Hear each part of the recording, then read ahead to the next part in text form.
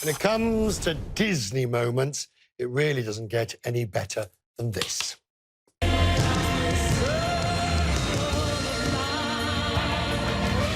25 years since Simba made his mark. And as the new Lion King movie opens on Friday, a serious and sad reminder that in the real world, big cats remain seriously under threat. The number of African lions has halved since 1994. There are only 20,000 remaining in the wild. Thomas Kaplan's with me, the chairman of Panthera, the wild cat conservation organization. Good to see you, sir. Thank you for joining us tonight from Paris. The link up between yourselves and the ability and Disney and the way in which you can to draw attention to this, how significant is it? Well, this is a monumental moment for lions. We've had one other viral moment in lion conservation, and that was unfortunately accompanied by the death of the very famous Cecil in Zimbabwe.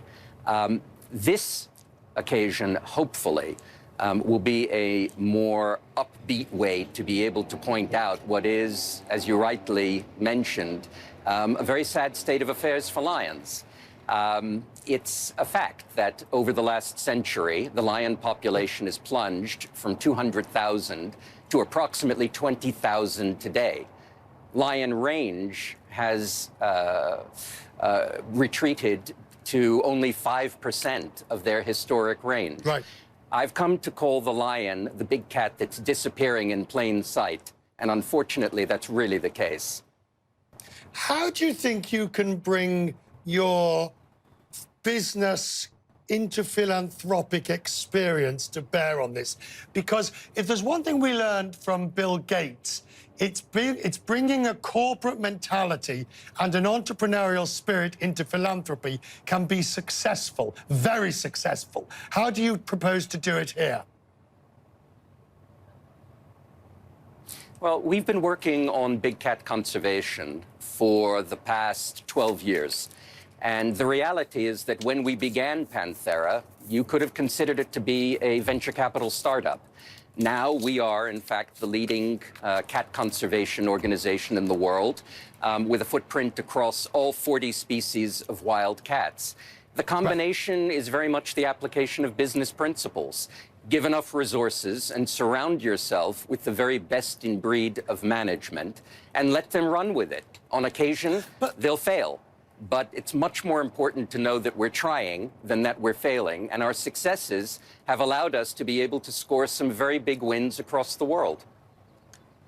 How do you remain motivated when you have the sort of numbers that you've talked about tonight?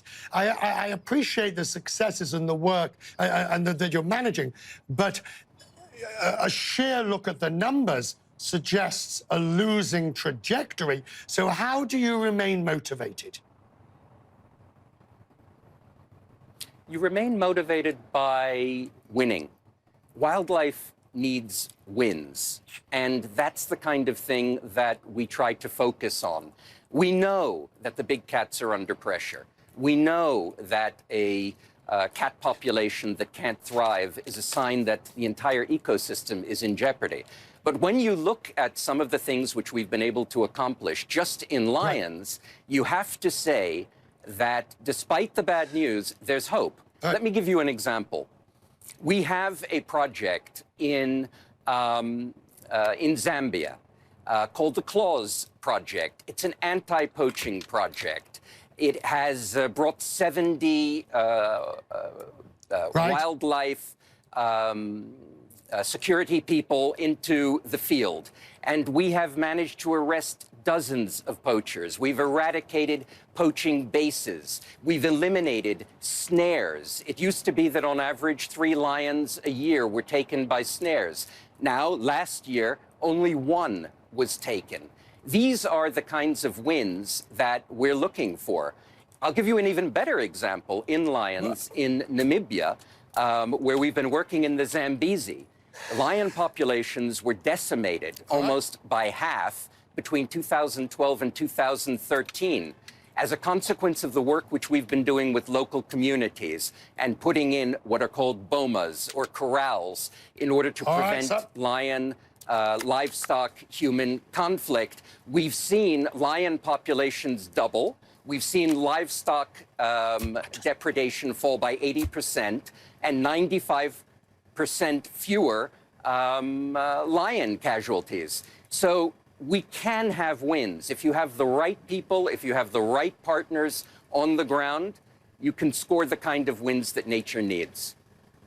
Thomas, we'll have to leave it there. Thank you for joining us. I appreciate your time tonight from Paris.